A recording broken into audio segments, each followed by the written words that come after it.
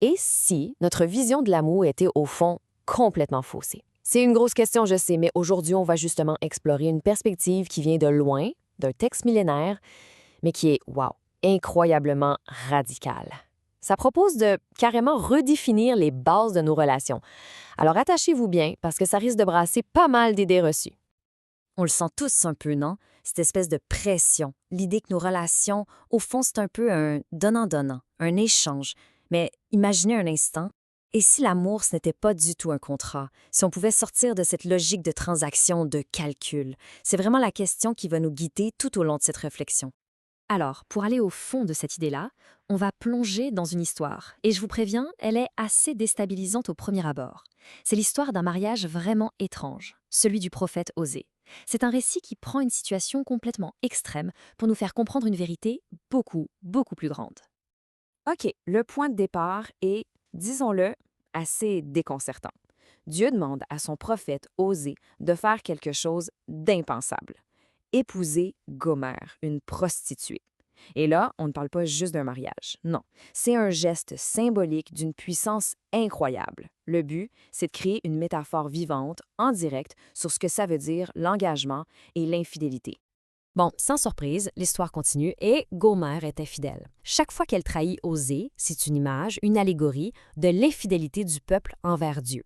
Mais ce qui est fou, c'est la réaction d'Osée. Ça défie toute logique. Au lieu de la rejeter, ce qui serait normal, il s'accroche, il persévère. Il va même, tenez-vous bien, jusqu'à la racheter, la sortir de l'esclavage où elle est tombée pour la ramener. C'est ça l'image d'un amour radical, un amour qui ne lâche juste pas le morceau. Et cette promesse, elle est vraiment au cœur de tout le message. Je serai ton fiancé pour toujours. Écoutez bien les mots qui suivent. Justice, droiture, grâce et miséricorde.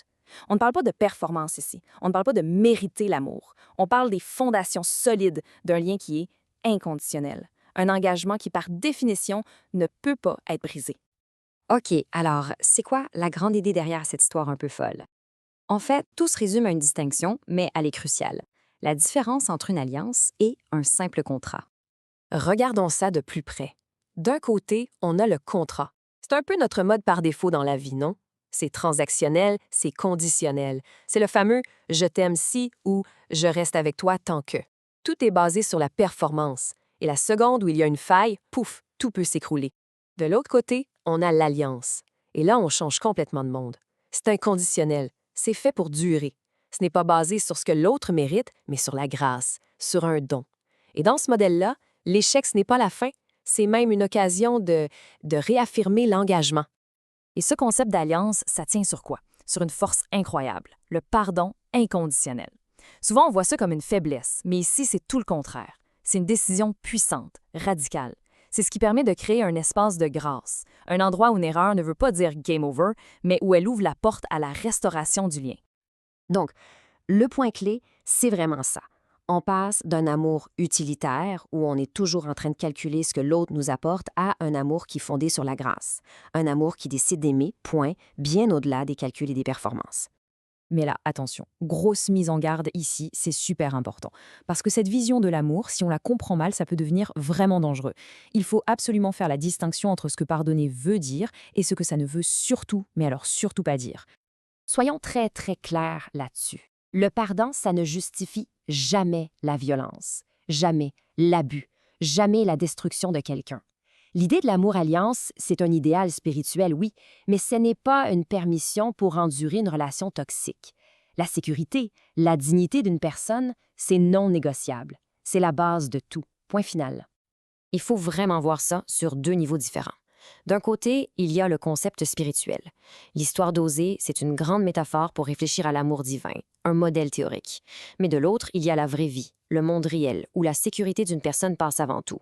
Ce n'est pas un manuel de thérapie de couple à suivre à la lettre, là. C'est une source d'inspiration spirituelle, pas une recette à appliquer dans toutes les situations sociales. Bon, maintenant que ces limites sont bien claires, la question c'est comment est-ce qu'on peut s'inspirer de cet idéal-là d'une façon saine? Eh bien, en commençant à voir nos relations différemment, arrêter de les voir comme une performance qu'on doit réussir et commencer à les voir comme une sorte d'école, une école du pardon. Et ce chemin-là, on peut le voir en trois étapes. La première, et c'est la base de tout, accepter l'imperfection, la sienne et celle de l'autre. Personne n'est parfait. Ensuite, deuxième étape, dépasser la mentalité de calcul. On range la calculatrice, on arrête de compter les points, de se dire qu'est-ce que j'y gagne. Et enfin, la troisième étape, c'est de se lancer, d'entrer dans la dynamique de la grâce, de pratiquer le pardon, la miséricorde tous les jours. C'est comme un muscle, ça s'entraîne. Et c'est là que la magie opère. La transformation, elle est là. Une relation n'est plus une scène de théâtre où on est toujours en performance, avec la peur d'être jugé. Non, elle devient plutôt comme un gymnase, une école du pardon, un lieu sécuritaire où on peut apprendre ensemble à grandir, à se relever après une chute et où la miséricorde devient quelque chose de concret, de vivant. Et tout ça, au final, ça nous ramène à nous, à nos propres vies, nos propres relations. Est-ce qu'elles sont bâties sur la logique un peu froide du contrat ou est-ce qu'elles ressemblent plus à un espace de grâce, au lieu chaleureux? La question a l'air simple, mais la réponse, elle a le pouvoir de tout changer. Ça vaut la peine d'y penser. Merci d'avoir été là pour cette analyse.